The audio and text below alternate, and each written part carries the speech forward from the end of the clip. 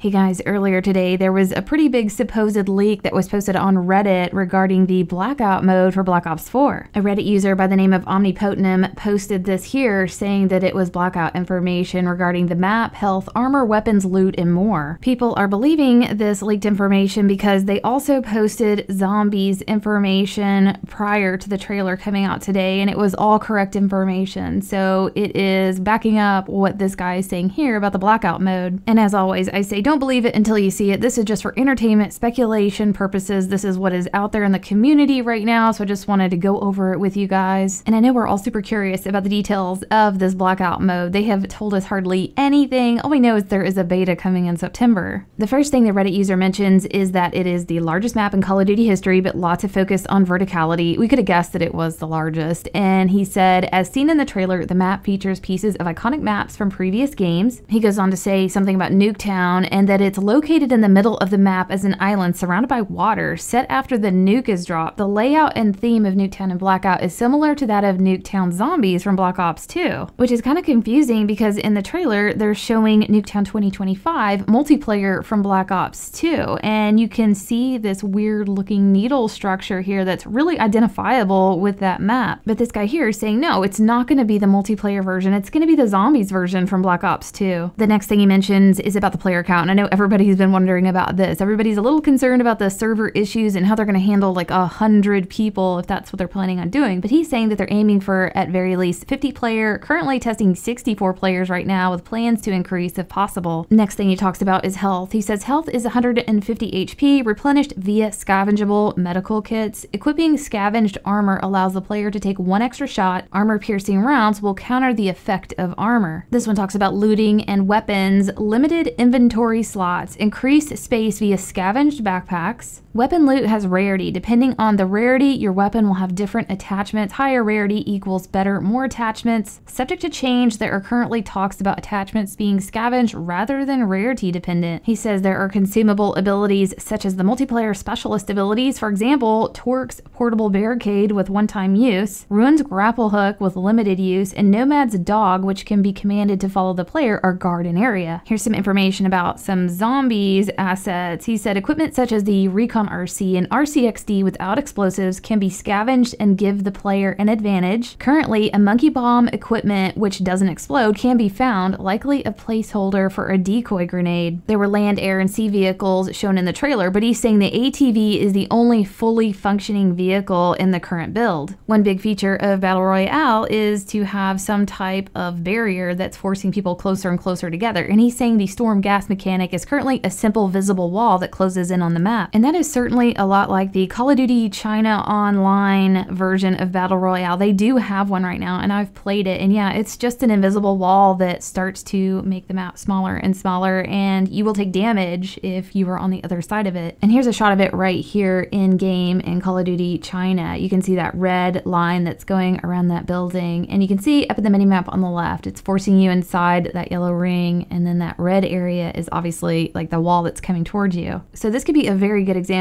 of what it might actually look like. Last thing he talks about is how players spawn into the map, and I was going to make an entire video about this because I had seen something in the trailer that showed maybe the possible way that we're going to be getting into the map, and I'll show you guys that in a moment. But he's saying while players simply parachute into the map, it's subject to change, and there's talks of moving to a spawn-in system similar to Call of Duty Online. Here's a shot of Call of Duty Online's Battle Royale, and you load up into the map like the Hunger Games, which is pretty cool. So here's like the loading screen right here, and then you're actually going to get a layout of the map, and you get to choose where you're actually going to spawn into. So there's the map on the left. It's not very big. The Battle Royale for Black Ops 4 is going to be like 4 times this size, but you're starting there in a capsule underground, and then you just move your little marker wherever you want to spawn in. In this mode, there's only 18 people, so it's a regular match. I think we had like 15 in this lobby, but I think it's 18 maximum, and once you choose your spot, you got about a minute and a half to decide Then you load up into the map. Of course, this looks terrible because, yeah, the graphics aren't that great. The other way he said that they spawned in was parachuting in, and that's pretty typical of all the other Battle Royale modes. And I had seen something in the trailer that showed that and could indicate that that's what could be happening. In the very opening scene of the trailer, you see all these monitors, and I was trying to do a breakdown of what all was going on in these monitors, and there seemed to be just a handful of zombie maps, and they all matched up and had multiple monitors, but there was one monitor that stood out that was just singular, and there were no other monitors that matched it. And what I mean by that is that there were like 5 maps represented: Transit, Revelations, Origins, Kino, and each of those maps had like 4 or 5 monitors showing different spots on those maps. But